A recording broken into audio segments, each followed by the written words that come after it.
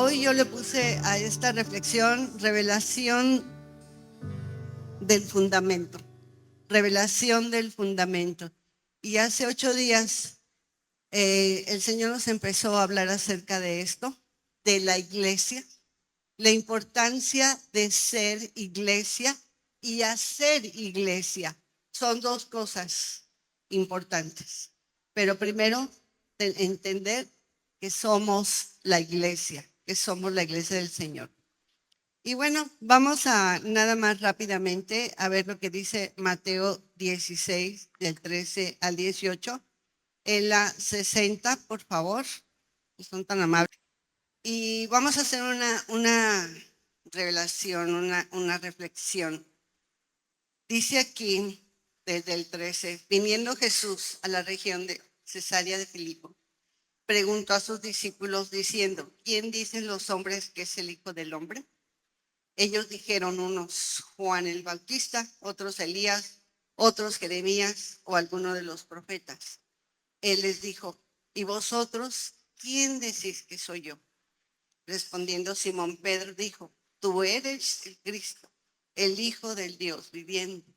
Entonces le respondió Jesús, bienaventurado eres Simón, hijo de Jonás, porque no te lo reveló carne ni sangre, sino mi Padre que está en los cielos. Y yo también te digo que tú eres Pedro, y sobre esta roca edificaré mi iglesia, y las puertas del Hades no prevalecerán contra ella. Mira, hermano, Jesús llevó a sus discípulos a este lugar que se llamaba Cesarea de Filipo. Era un lugar pagano, era un lugar oscuro, era un lugar de cultos a otros dioses, donde hacían sacrificios, hacían hechicerías. Y ahí los llevó Jesús a sus discípulos para revelarle quién era Él, para que tuvieran esa revelación. Y esa revelación fue como si fuera un diamante en un paño negro. Esa revelación que iba a abrirles el entendimiento, que iba a abrirles sus ojos. Pero no los llevó a un lugar de luz, los llevó a un lugar de oscuridad, a un lugar pagano, a un lugar feo, a una cueva, donde se hacían muchos cultos a otros dioses. Y ahí los llevó el Señor. ¿Y por qué? Porque ese lugar, esa cueva sin fondo, ese lugar lo llamaban Hades. Lo llamaban Hades. Hades significa morada de los muertos. Morada de los muertos. Entonces Jesús los lleva ahí y les empieza a preguntar. Y hoy, a ti y a mí, Jesús nos pregunta, ¿quién dices tú que soy? ¿Quién es Jesús para cada uno de nosotros? Puedes hacerte esta pregunta, ¿quién es Jesús para mí? ¿Quién digo yo que es Jesús? ¿Quién digo yo que es Jesús? Y cada uno podemos tener una respuesta específica. A lo mejor algunos diremos, eres mi Salvador, eres mi Señor, eres todo para mí, eres quien me sacó de la muerte a la vida, eres quien pagó un precio, eres todo para mí. Y podemos tener muchas respuestas. Aquí Jesús les está preguntando y ellos le dicen lo que escuchan que otros dicen de Jesús. Porque si tú y yo saliéramos hoy en esta actualidad a este mundo y preguntáramos, ¿para quién es Jesús? Vamos a escuchar muchas respuestas. Y aquí ellos le estaban diciendo, unos dicen que eres Juan el Bautista, otros que eres Elías, Jeremías o alguno de los profetas. Pero a Jesús no le importa lo que digan los demás, le importa lo que decimos tú y yo. En lo personal, dice, ¿y ustedes quiénes dicen que soy yo? ¿Por qué? Porque eran sus discípulos, unos hombres que ya estaban siguiendo con él, que iban caminando con él. Y es importante para Jesús saber para nosotros quién es Él. Como discípulos que vamos caminando, que vamos aprendiendo, que vamos conociendo, Y Jesús nos dice, ¿quién soy para ti? ¿Quién dices tú que soy yo? Esa revelación, ¿quién dices que soy? Y aquí les está preguntando.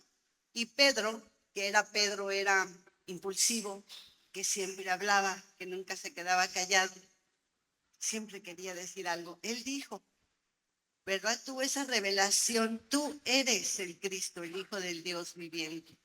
Él tuvo esa revelación, Dios le reveló quién era Jesús y le dijo eso, tú eres ese Cristo, el Hijo de Dios viviente. Entonces Jesús le dijo que era bienaventurado. Y así cuando nosotros tenemos una revelación de quién es Jesús, somos bienaventurados, somos bendecidos.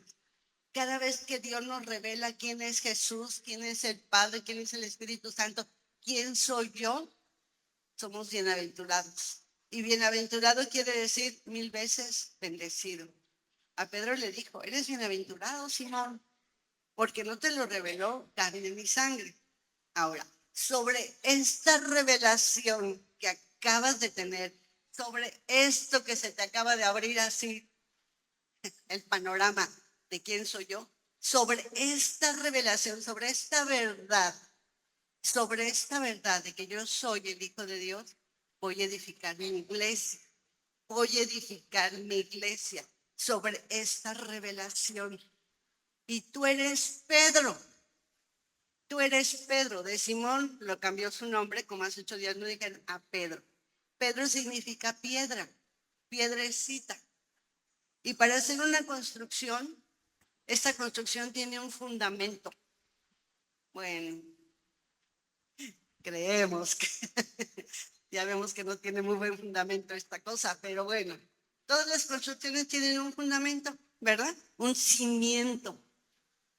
Ese cimiento, el cimiento de esta iglesia, el cimiento de la iglesia es Jesucristo, el Hijo de Dios viviente. Él es ese fundamento y necesita, como una construcción, piedras para irse construyendo, ¿sí o no? Tú y yo somos piedras.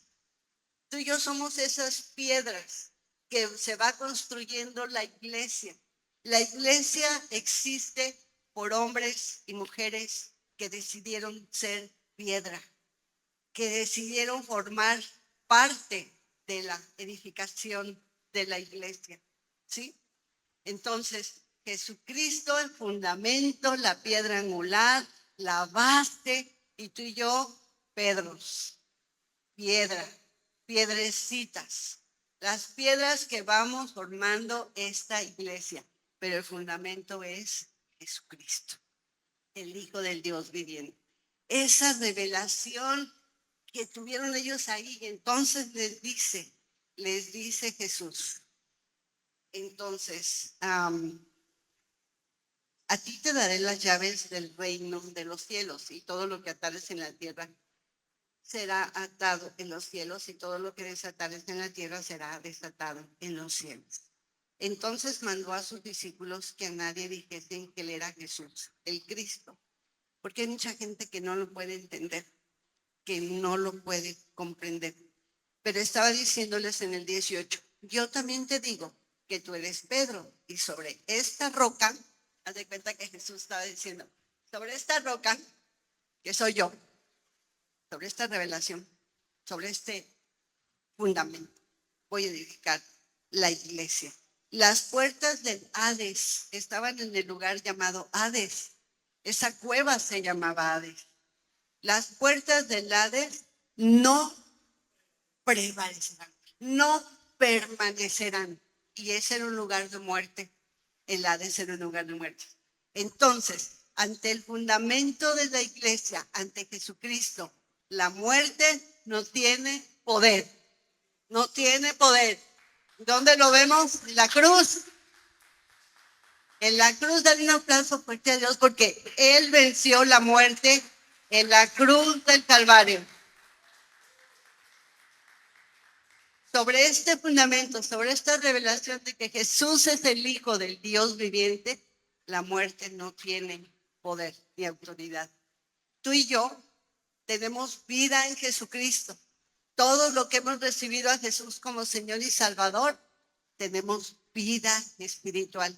Y un día este cuerpo va a regresar a la tierra de donde vino. Pero nuestro espíritu le pertenece a Dios y ese vivirá eternamente. No tiene poder la muerte en nuestra vida espiritual. ¿Sí entendemos eso? Dices, gracias, Señor. ¿Por qué? Por la obra que hizo Jesús en la cruz del Calvario. Él no quedó ahí, Él resucitó. Vamos a resucitar juntamente con Él. Entonces, es hermoso saber que estamos parados, la iglesia, que somos tú y yo. La iglesia no es esta construcción, la iglesia somos cada uno de nosotros, piedras vivas, estamos parados sobre la roca que es Jesucristo, un fundamento firme.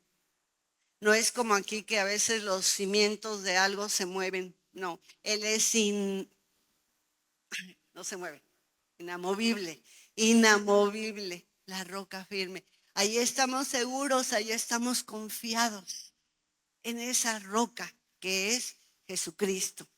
Ahora, vamos a seguir reflexionando acerca de esto, de este fundamento, de por qué los llevó ahí, por qué estuvieron en esa puerta, en esa cueva llamada Hades, por qué les muestra que la muerte no va a tener ningún poder ni autoridad sobre ese fundamento de la iglesia. Somos una iglesia viva, ¿sí? Él es la cabeza. Vamos a Efesios 5:23. Vamos a estar viendo algunas escrituras para entender qué estamos haciendo aquí en esta tierra, de qué se trata la iglesia, porque tenemos nosotros una idea un poco equivocada de lo que es la iglesia. Y la iglesia somos los seres humanos que hemos creído en el Señor, que le tenemos a Él, ¿sí? Ok, dice, porque el marido está hablando aquí de algunas cosas, pero dice, el marido es cabeza de la mujer. Está poniendo un ejemplo. Así como Cristo es que cabeza de la iglesia, el cual es su cuerpo y Él es su Salvador. Mira, Dios Padre, Jesucristo, porque Jesucristo está rendido a Dios Padre, y luego la iglesia. Jesús es la cabeza de la iglesia. Somos el cuerpo de Cristo. Somos el cuerpo de Cristo. Tú y yo somos el cuerpo de Cristo. Y en un cuerpo hay muchos miembros, ¿verdad? Solo que la iglesia nunca va a ser cabeza. La iglesia somos el cuerpo. Entonces, Jesús es la cabeza y toda la iglesia es el cuerpo, del cuello para abajo. Y Él va colocando a cada quien según Él quiere, a cada miembro. Así como a nosotros nos colocó los miembros que tiene nuestro cuerpo. ¿Te imaginas que tuviéramos un brazo y un pie acá arriba? Sería como loco, ¿no? O una pierna, un pie y una mano. No, así como el cuerpo es perfecto, porque es un cuerpo perfecto diseñado por Dios, así su iglesia es perfecta, porque Él coloca a cada quien. Y el cuerpo de Cristo es universal, no nada más es esto que vemos aquí, no nada más somos estas personitas que estamos aquí. Imagínate todas las congregaciones que hay ahorita aquí en Irapuato. Gracias a Dios, muchas, en muchos lados. La que está ahí en Cuarta Brigada, aquí. Ahora, todas las que hay en la República Mexicana. ¿Cuántas congregaciones, cuántos hijos de Dios están ahorita en este momento, así como estamos tú y yo, en un cuerpo? Ahora, en todo el mundo, en todo el planeta Tierra, ¿cuántos hijos de Dios hay en el planeta Tierra? Porque la iglesia de Jesús empezó ahí, en ese lugar. Con esa revelación empezó la iglesia del Señor. Y es la iglesia del Señor, no es la iglesia de X y Z. No es la iglesia de Mengano y Perengano. No es la iglesia de... No, es la iglesia del Señor. Él la fundó, Él la edificó en una verdad, en una revelación.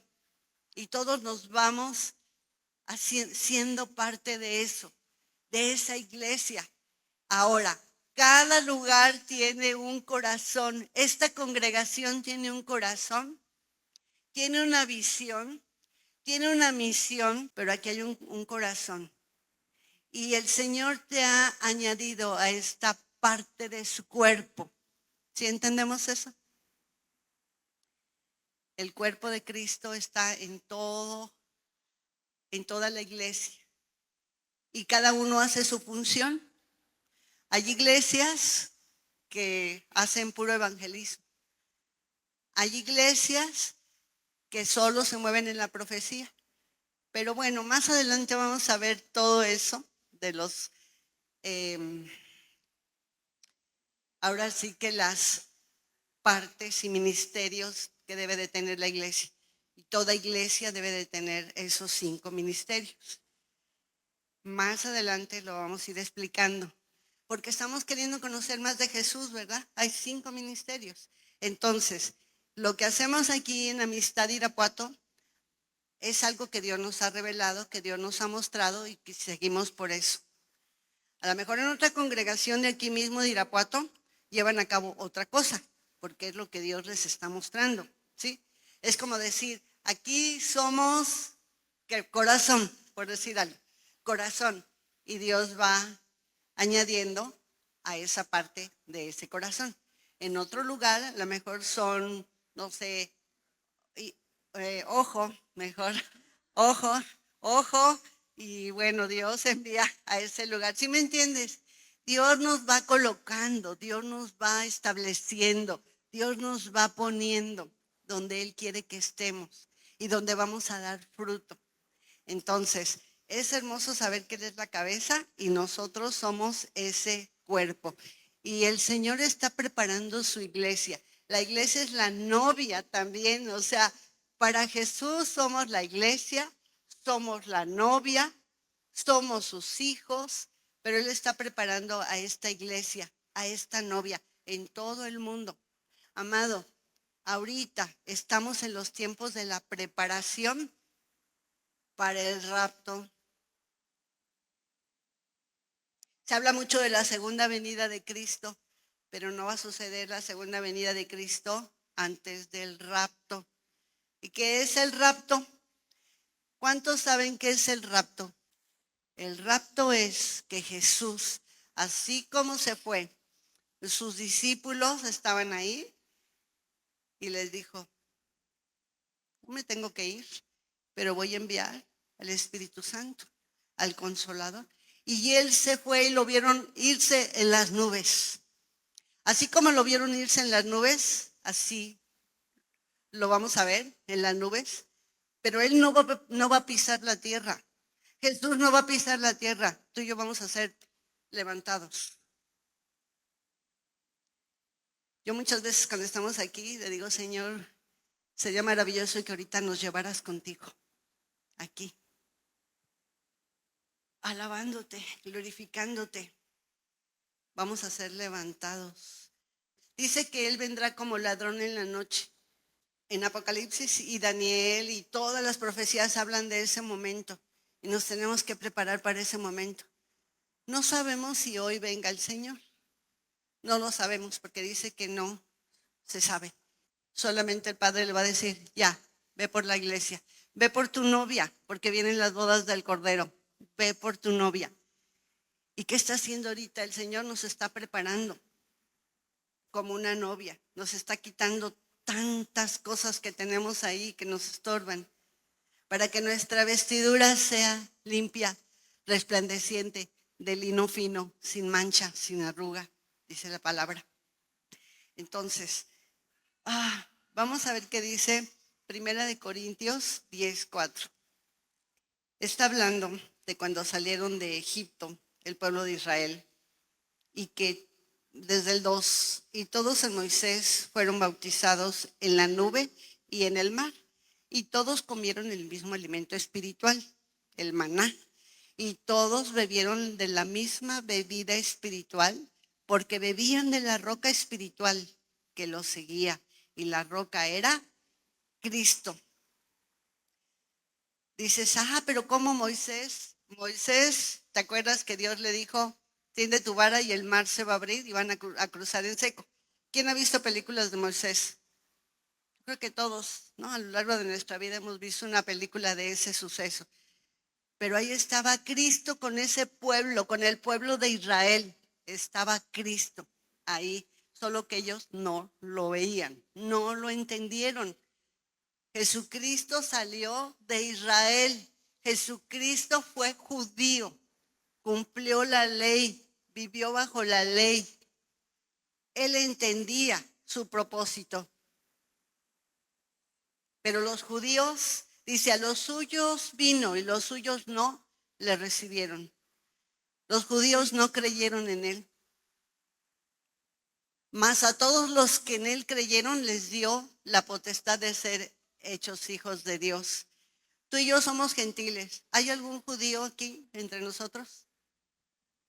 ¿No? ¿Sabes qué? Te digo una cosa, una revelación. De alguna manera, tú y yo venimos de alguna de las tribus de Israel. Solo que no. ¿Imaginas cuánto nos tendríamos que ir hacia atrás? Unos 4,000, 5,000 años o más. Y a lo mejor dices, yo vengo de la tribu de Dan, de Efraín, no sé, de alguna manera. Pero fíjate, no somos judíos de nacimiento, somos mexicanos o de otra nacionalidad. Por aquí hay alguien de Colombia, está mi amiga colombiana.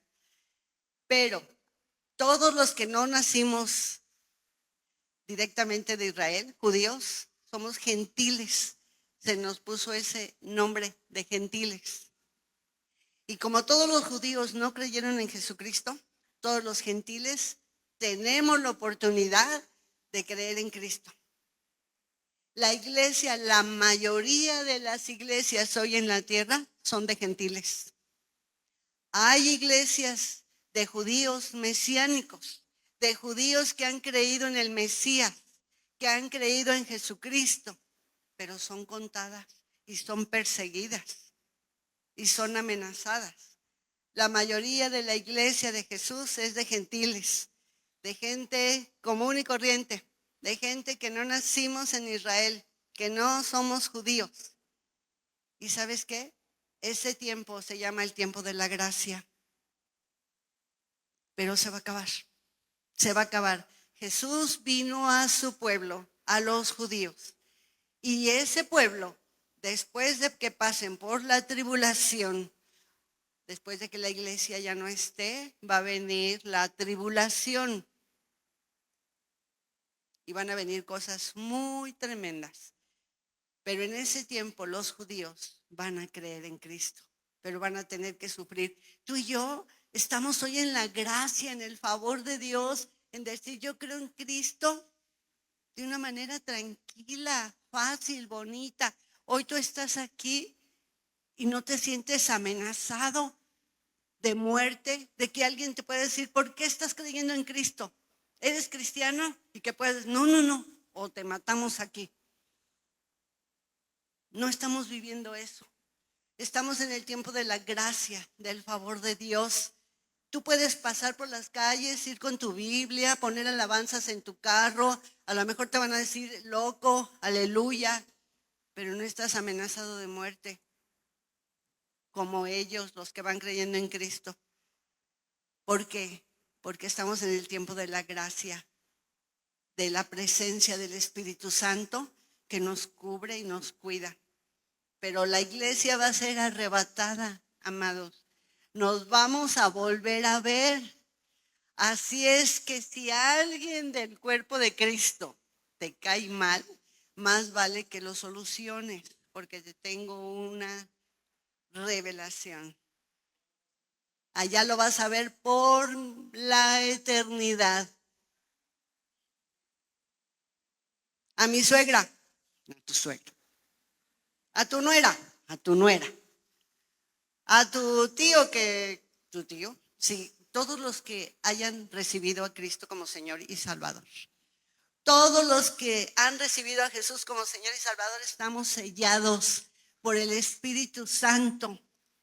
Tenemos un sello, estamos cubiertos con la sangre de Cristo. Y el Señor viene, nos lleva y allá vas a decir, ¿cómo? Aquí está, me lo vengo a encontrar. Por eso desde aquí arreglemos nuestra vida. Perdonemos, amemos, porque allá nos vamos a encontrar. Mira, yo el otro día leí algo bien tremendo, y sí es así. En la Biblia habla de una prostituta, de una ramera, que ayudó a los discípulos, que ayudó a favor de Dios. Y entonces este pensamiento decía, Rahab, la ramera, está en el cielo. Judas, el discípulo, está en el infierno. Qué tremendo es eso. ¿Cómo? Porque nosotros nos confiamos mucho y decimos, ya soy hijo de Dios, ya soy cristiano. No todo el que le dice Señor, Señor será hijo de Dios. No todo el que dice ser cristiano lo es. Por sus frutos los vamos a conocer, por los hechos. Entonces mejor no decir nada y comportarnos como Cristo quiere, como la iglesia de Cristo. Y ahorita vamos a ver eso. ¿Cómo es la iglesia de Cristo? ¿Qué significa ser la iglesia de Dios, de Cristo? ¿Cómo era la iglesia primitiva? ¿Y sabes qué? Dios quiere que volvamos a esos tiempos, porque dice la palabra que la maldad de muchos, o sea, aumentará la maldad, y el amor de muchos se enfriará. Aún entre el pueblo de Dios, la falta de amor se empezará a manifestar. Aún como hijos de Dios, aún como iglesia de Cristo, odiándonos, atacándonos, injuriándonos, o sea, tantas cosas, porque el amor de muchos se enfriará, está profetizado. Y tú y yo tenemos que ir contra eso y decir, yo no voy a permitir que el amor por Cristo y por mi prójimo se enfríe y se afecte. Y que Dios nos regrese a esos tiempos de la iglesia primitiva. Hechos 2:42. El libro de Hechos, te digo que todos los libros de la Biblia terminan a veces en un amén o ya se terminó ahí la historia. El libro de Hechos es el único libro que no ha terminado. El libro de Hechos se sigue escribiendo. ¿Quién lo sigue escribiendo? Tú y yo, la iglesia. La iglesia de ahora sigue escribiendo el libro de los Hechos.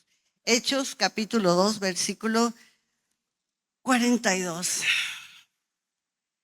Y aquí está diciendo varias cosas. Pedro está hablando a los judíos y les está tratando de hablar de Jesucristo, porque Pedro compartía con los judíos, Pablo compartía con los gentiles. Entonces, por eso había pleito entre Pedro y Pablo, porque decía Pedro, ¿cómo le estás compartiendo a gente que no es judía? Y decía Pablo, es que ese es mi llamado, a compartirle a gente que no es judía. Entonces, aquí Pedro les está diciendo varias cosas de lo que hicieron, que crucificaron al Hijo de Dios, que crucificaron a Jesucristo. Y de repente uno por ahí dice en el 38, que al oír esto que estaba diciendo Pedro, que habían hecho los judíos, se compungieron de corazón y dijeron a Pedro y a los apóstoles, varones hermanos, ¿qué haremos?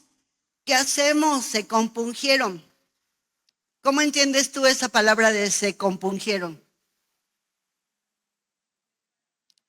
Se entristecieron. ¿Alguna vez te has sentido tan triste que sientes que te doblas de la tristeza? Que sientes que tu corazón está muy, muy triste. Bueno, ellos se pusieron así muy tristes y dijeron, ¿qué hicimos? Matamos al Hijo de Dios, ¿qué hicimos? ¿Ahora qué tenemos que hacer? Y Pedro, ¿qué les dice? Arrepiéntanse y bautícese cada uno de ustedes en el nombre de Jesucristo para perdón de los pecados y recibiréis el don del Espíritu Santo. Porque para ustedes es la promesa, y para tus hijos y para todos los que están lejos, para cuantos el Señor nuestro Dios llamare. Para todos los que están lejos, tú y yo estamos lejos de Israel, muy lejos, pero hemos sido llamados por Dios. Tú y yo hemos sido llamados, atraídos por Él. Todos tenemos una historia de que Dios nos ha estado llamando con lazos de amor desde hace mucho tiempo. A mi familia, Dios la llamó cuando yo tenía 10 años. Dios estaba llamando a mi familia. Y por miedo, por temor, son aleluya, son protestantes, quién sabe qué traen. Mi madre rechazó eso, pero Dios ya tenía el dedo puesto en mi familia. A los 20 años, 10 años después, el Señor me alcanza a mí. Me llama a mí. Y yo digo, sí, Señor. Gracias a Dios por su misericordia. Y porque Él tiene tanta paciencia con nosotros. 10 años pasaron para que en mi casa entrara la salvación. Entonces, Dios nos ha llamado y con otras muchas palabras testificaban y los exhortaba diciendo, sed salvos de esta perversa generación. Imagínate Pedro diciendo, hace 2000 años, perversa generación. Si viera lo que hoy está sucediendo, Pedrito se volvió a morir. Aquí decía perversa generación y no había internet, no había redes, no había tanta cosa que hoy arruina la vida del ser humano. Si eso era perversa generación, ¿cómo se puede nombrar a la generación de ahora? Yo no encuentro un nombre, un calificativo. No lo puedo explicar. ¿Cómo estamos hoy de pervertida la humanidad, de podrida la humanidad, de enferma la humanidad con tanta cosa? Y Pedro está diciendo, arrepiéntanse, bautícense. ¿Te suenan como a Juan el Bautista, verdad? Que decía, arrepiéntanse, bautícense. Y ahora tú y yo, que somos la iglesia, hoy tenemos que seguir diciendo, arrepiéntete y bautízate. Pero a veces nos da pena decirlo, o miedo, o yo no sé qué. Pero bueno, estaba aquí. Así el 40. Y con otras muchas palabras testificaban y exhortaban diciendo, sed salvos de esta perversa generación. Así que los que recibieron su palabra fueron bautizados, se añadieron aquel día como 3,000 personas. En una prédica de Pedro se agregaron 3,000 personas. ¿No sería hermoso ver esta entrada desde allá, desde la calle, gente que viniera y viniera y viniera y viniera y dijera, yo quiero de Cristo, necesito ser perdonado, necesito ser limpiado, necesito de Cristo? Y que viniera gente caminando así, ríos de gente. No sabes cuántas veces hemos anhelado eso, mi esposo y yo, que gente venga a buscar a Cristo antes de que sea demasiado tarde. Porque todos los que se queden después del rapto van a vivir la tribulación. Y no quisiéramos que nadie viviera eso que dice en Apocalipsis. Por eso es la urgencia de compartir, de hablar, de decir, arrepiéntete, reconcíliate con el Padre, cree en Jesucristo. Dice que esta iglesia primitiva perseveraba en la doctrina de los apóstoles. ¿Cuál era? En la comunión unos con otros, en el partimiento del pan y en las oraciones. Era algo que hacía la iglesia primitiva, aparte de muchas otras cosas. La comunión, la común unión, el amor ágape, que es el amor de Dios, que viene de Dios, ese amor. Mira, tú y yo, amados hermanos, somos en Cristo. Somos hermanos, porque estamos comprados con la sangre de Cristo y porque Él es nuestro Padre. Aquí no nos decimos hermanos, pero lo somos. Pero a veces no nos tratamos como hermanos. O a veces nos tratamos como tratamos a nuestros hermanos terrenales. Y si tenemos pleito con nuestro hermano terrenal, así nos tratamos aquí entre nosotros. Pero se nos olvida que no somos hijos de Juan Pérez. Somos hijos del Dios Altísimo, del Padre Celestial, comprados con la sangre de Cristo. Tú vales la sangre de Cristo. Yo valgo la sangre de Cristo. Todos tenemos el mismo valor y todos merecemos el mismo respeto y la misma consideración. Y entender eso es una revelación. Eres mi hermano en Cristo. A pesar de tu carácter, tus fallas, tus altas, tus bajas, a pesar de mis fallas, mi carácter, mis cosas, mis tropiezos, mis faltas, mis pecados, mis errores, échame todo lo que quieras echarme. Soy tu hermana. Eres mi hermana. Eres mi hermano. Somos hermanos y tenemos que considerar el cuerpo de Cristo, porque no es el cuerpo de Cristo. Y cuando nosotros atacamos a alguien, estamos dañando el cuerpo de Cristo. No estamos dañando a ella, a él, a aquel, al vecino, Si es hijo de Dios, estoy dañando el cuerpo de Cristo. Es como si agarrara y volviera a crucificar a Cristo. Ese es el tipo de iglesia que tristemente se vive hoy. ¿Y cómo Cristo va a venir por una iglesia que no se ama, que no se valora, que no reconoce que es el cuerpo de Cristo? Amados, es tiempo de despertar.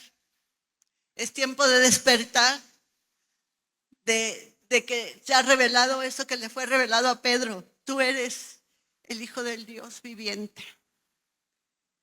Él es el Hijo del Dios viviente. Jesús no está muerto, está vivo.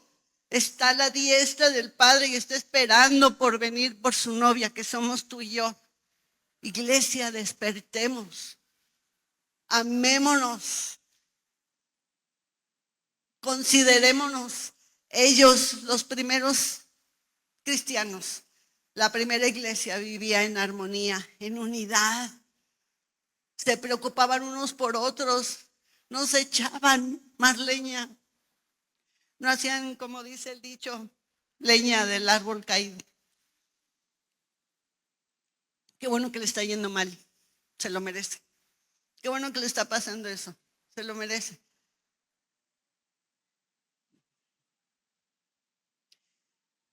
Somos la iglesia de Cristo.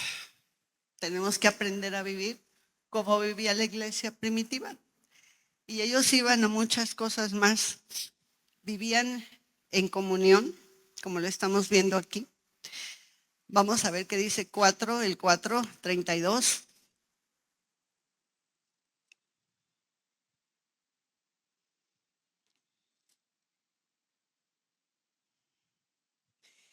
Y la multitud de los que habían creído era de un corazón y un alma. Un corazón y un alma. Ninguno decía ser suyo propio nada de lo que poseía, sino que tenían todas las cosas en común. A veces esta sociedad nos ha llevado a ser tan egoístas, Lo mío es mío, lo mío es mío, y lo mío es mío, y lo mío es mío. Y no me preocupa si el otro tiene para comer o no.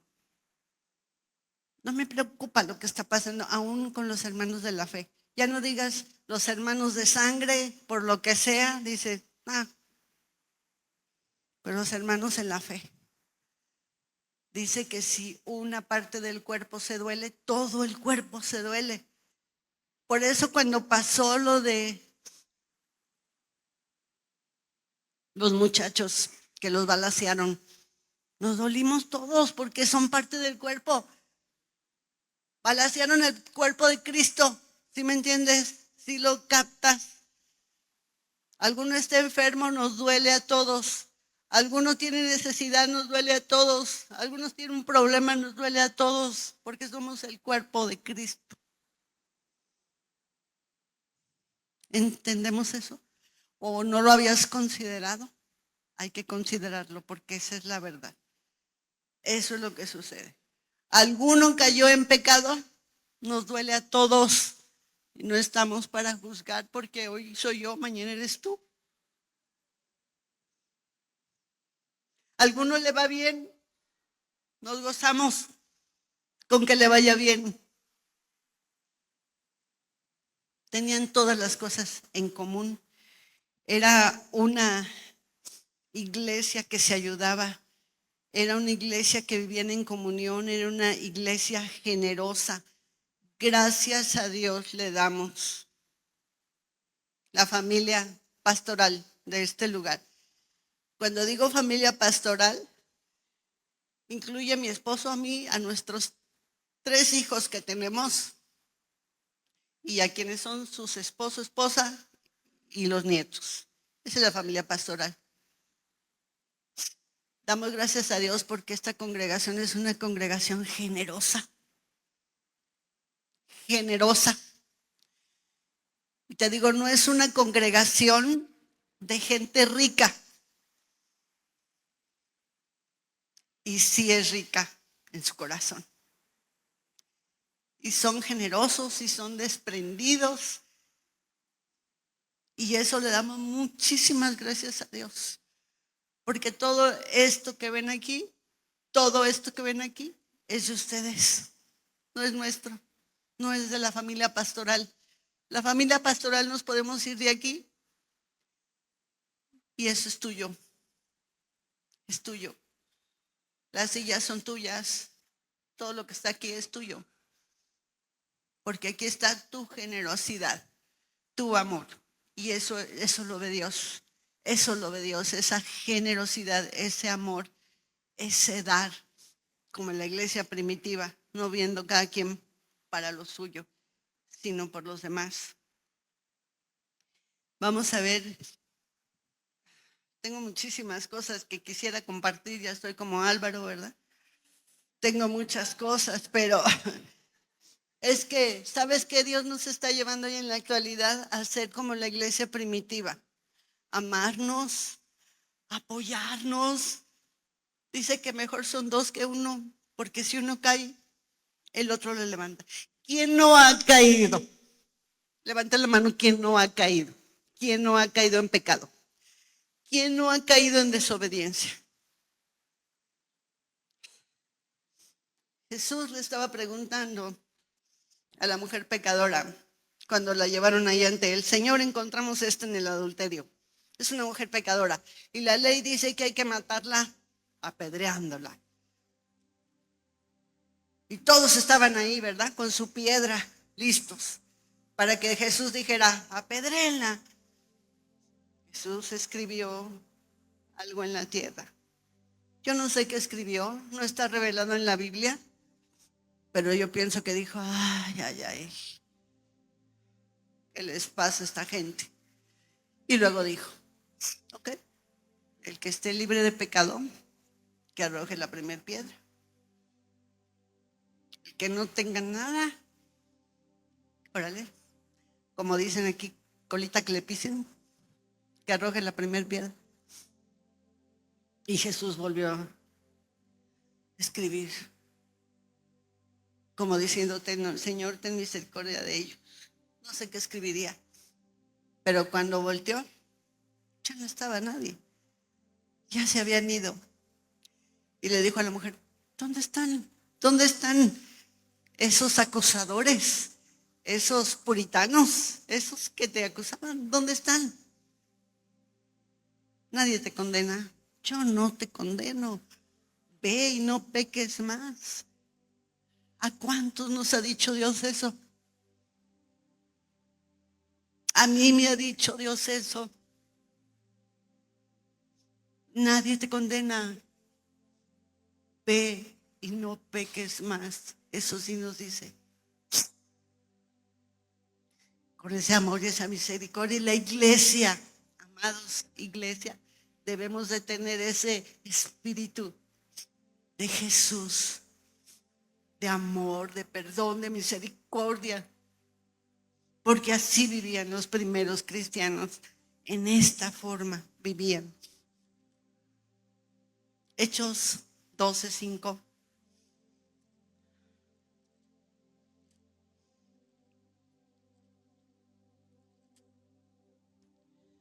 Así que Pedro estaba custodiando en la cárcel, pero la iglesia hacía sin cesar oraciones a Dios por él. Pedro estaba en la cárcel. Lo habían agarrado por andar compartiendo de Jesús. Y le decían, cállate, no hables de Jesús. Y él seguía hablando de Jesús. Y dijeron, no entiendes, vámonos a la cárcel. Y lo llevaron a la cárcel. Y toda la iglesia estaba orando por Pedro. ¿Sabes qué? Ahora que se presentó el caso de la hija de Oscar, de una familia que no conoce de Cristo, de un trabajador que nos ha hecho varios trabajos de madera aquí y en nuestras casas, y que su hija de la nada se puso mal, muy grave, muy enferma. Y entonces Álvaro habló con él y de alguna manera le apoyó para que la niña pudiera entrar al hospital civil. Y dices, ¿cómo voy a ayudar a alguien que no conoce de Cristo? Necesita ayuda, necesita misericordia, necesita el favor de Dios. Y hemos estado al pendiente de la hija de Oscar. El diagnóstico era, no tiene nada, pero la vamos a entubar. 14 años de edad. No. Lo pusimos en oración el miércoles. Oramos el miércoles por ella. Hemos estado orando por la niña. No conoce de Cristo, pero él, Oscar, Pepe y yo fuimos al hospital. Hablamos con él y le hablamos de Cristo. Y le hablamos de entrégale tu niña, Cristo, tu vida, tu corazón. Y él aceptó a Cristo como Señor y Salvador. Oscar aceptó a Cristo como Señor y Salvador. Nació de nuevo y lloró y lloró. Y dijo, ¿por qué tengo que esperar tanto para que esto pase? Para hacerle caso a Dios. Y hemos seguido orando por la niña. ¿Y sabes qué? La niña ya está levantada ahí en el hospital. Empezando a comer, empezando a caminar, saliendo adelante. Y él dice, Dios ha hecho un milagro con mi hija.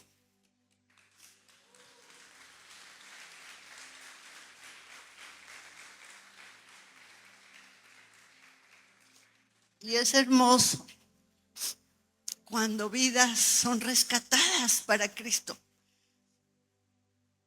Y vemos milagros, amados. Vamos a ver milagros en este tiempo. Si permanecemos como la iglesia primitiva. La iglesia primitiva vio milagros, sanidades, que 3,000 se convirtieran. Imagínate, es un milagro. Cuando tú dices se convirtió uno hoy, es un milagro. Es un milagro. Porque hoy la gente no quiere nada de Dios. Que hoy se convierta uno es un milagro. Y vamos a seguir viendo milagros, prodigios, sanidades, muchas cosas. Somos la iglesia, somos la presencia misma de Dios aquí en la tierra. ¿Qué haría Jesús si estuviera aquí en la tierra? tocaría, ayudaría, amaría, perdonaría, salvaría. ¿Estás de acuerdo? Pero estamos nosotros aquí, que representamos a Jesús. Entonces, ¿qué nos toca hacer? Amar, aceptar, perdonar, sanar, animar, restaurar, ayudar, estar ahí. Estaba un enfermo y dijo Pedro, por ahí pasó, y le dijo, no tengo oro ni plata, pero lo que tengo te doy. Levántate en nombre de Jesucristo. Tú y yo a lo mejor no tenemos las grandes cosas, amado. Dices, ¿cómo puedo ayudar a alguien? Dándole una palabra, dándole un abrazo, diciéndole te quiero, te amo, estoy contigo, oro por ti. No tengo dinero para darte, no tengo algo más, pero tienes mi amor, te comparto de Cristo. Somos hermanos, no estás solo, no estamos solos. Vivamos como la iglesia primitiva. Vivían en comunión, eran generosos, se amaban. Y Jesús dijo esto de la iglesia, Mateo 5:13. Hay muchas cosas que significan la iglesia.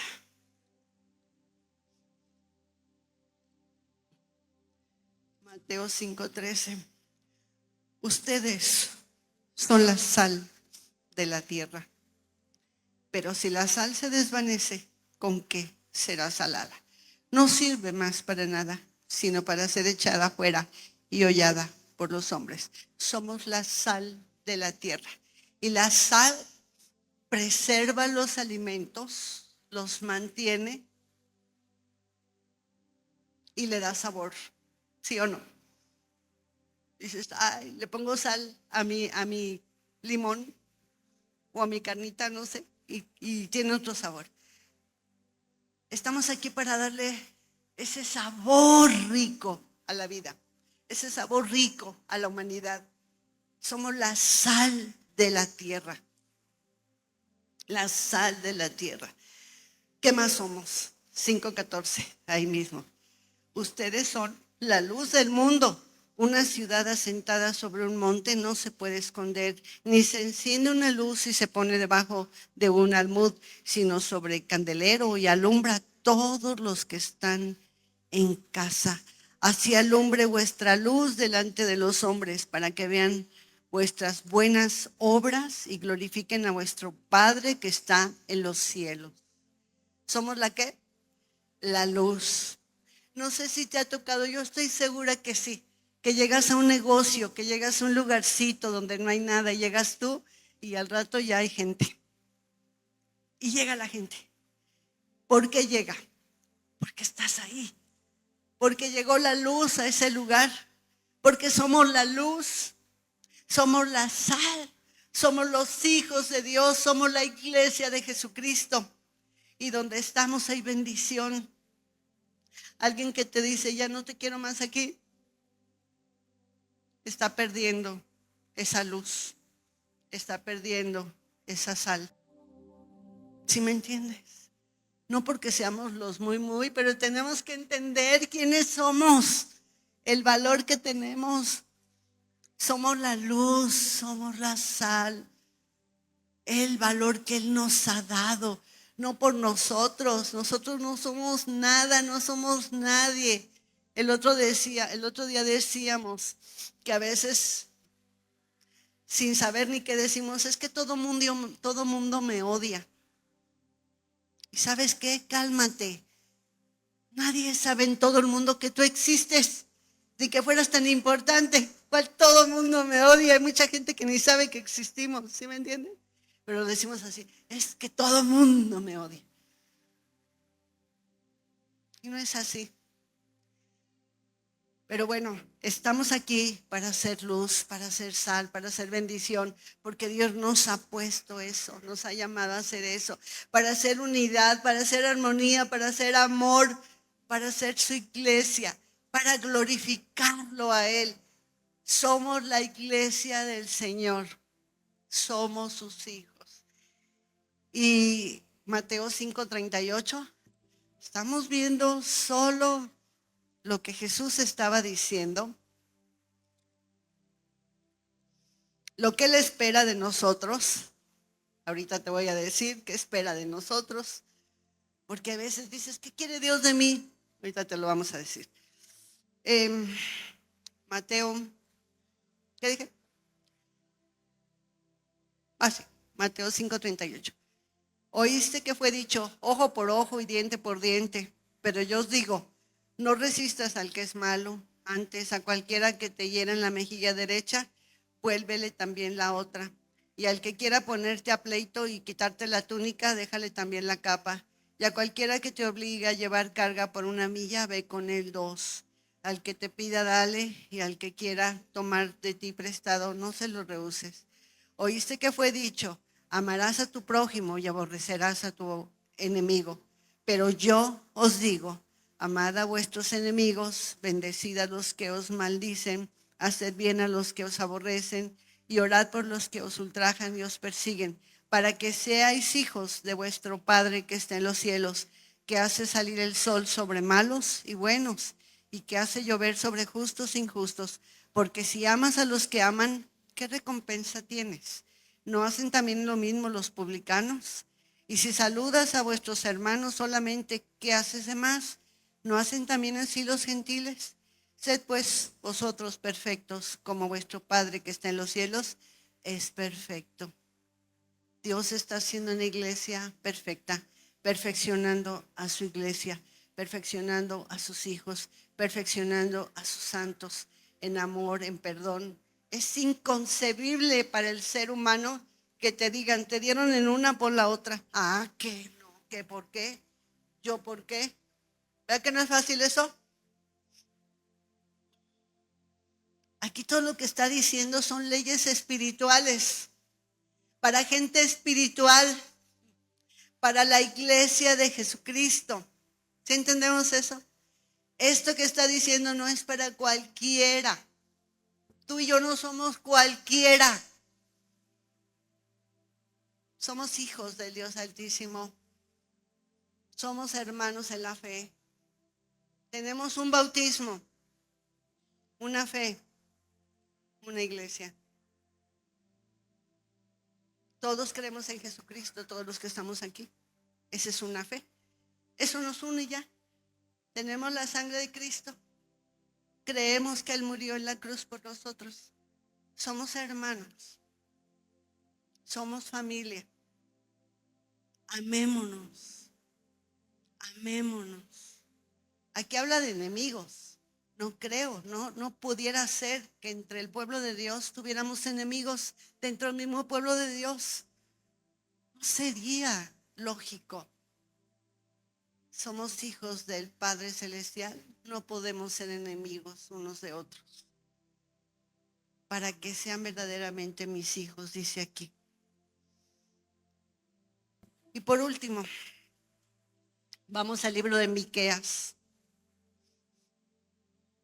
Miqueas es un profeta menor, tan menor que no se encuentra tan fácil en la Biblia. Está antes de empezar el Nuevo Testamento. Miqueas capítulo 6, versículo 8. A mí me encanta mucho. Vamos a leer 6, 7 y 8. Miqueas capítulo 6, versículos 6, 7 y 8. Y vamos a leer aquí, dice, ¿con qué me presentaré ante el Señor y adoraré al Dios Altísimo? Me presentaré ante Él con holocaustos, con becerros de 1 año. ¿Se agradará Dios de millares de carneros o de 10,000 arroyos de aceite? ¿Daré mi primogénito por mi rebelión, el fruto de mis entrañas por el pecado de mi alma? Oh, hombre, Él te ha declarado lo que es bueno y lo que Él pide el Señor de ti. Solamente hacer justicia, la de Dios. Ojo, amar misericordia como Él es misericordioso conmigo y humillarme ante Dios. A veces decimos, ¿qué haré para agradarle a Dios? ¿Qué haré para caerle bien a Dios? ¿Qué haré para que Dios me perdone? ¿Cómo puedo complacer a Dios? Haciendo buenas obras, portándome bien, llevando mis ofrendas, mis diezmos, asistiendo, orando. Ellos se preguntaban lo mismo. Y aquí hablaba de sacrificios. Pero Dios está diciendo, hombre, lo que Dios pide de ti no son cosas materiales. Todos los seres humanos nos vamos primero por lo material. Pero la vida en Cristo es espiritual. La iglesia es espiritual. Las cosas de Dios son espirituales. Y está diciendo aquí, ¿qué pide Dios de ti? Solamente hacer justicia. ¿Dios ha hecho justicia contigo? ¿Conmigo? Yo digo, Señor, si Dios no fuera justo, ya no estuviéramos aquí. ¿Sí me entienden? La justicia divina es llena, total, absolutamente de lo que sigue adelante. Amar, misericordia. Porque Dios es amor, Dios es misericordia, Dios es justicia. Y dice que a los que acepta como hijos los va a disciplinar. Pero la disciplina de Dios nunca es para destruir nuestra vida. Nosotros como humanos a veces disciplinamos y podemos destruir a alguien en esa disciplina. Pero Dios no nos va a destruir porque nos ama.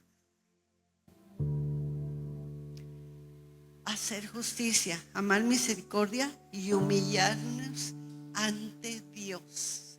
Humillarnos ante Dios. ¿Qué pide Dios de mí? Esas tres cosas, amado. Eso es lo que pide Dios de ti.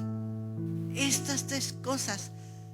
Esto, hacer justicia de Dios. No como yo pienso, como yo quiero. Amar misericordia. Ser misericordioso como Dios lo es conmigo. Y humillarnos ante Él. Humillarnos ante Él. Amados, somos la iglesia, somos el cuerpo de Cristo. Amémonos, aceptémonos, perdonémonos. Si alguna vez hemos ofendido a alguien por alguna situación, pidamos perdón. Perdonemos. Que el cuerpo de Cristo no se lastime, no lo lastimemos nosotros. Cuando le damos a un hermano, estamos lastimando el cuerpo de Cristo. Cuando yo le insulto a una hermana, estoy lastimando el cuerpo de Cristo. Si comprendemos esa revelación, es una revelación de la iglesia. Eso es la iglesia. Eso es la iglesia del Señor. Tú y yo somos esa iglesia. Y Dios está tratando con esta iglesia, purificando la iglesia, tratando con la iglesia, porque somos la novia. Y Él va a venir por nosotros. Sí. Así quiero estar.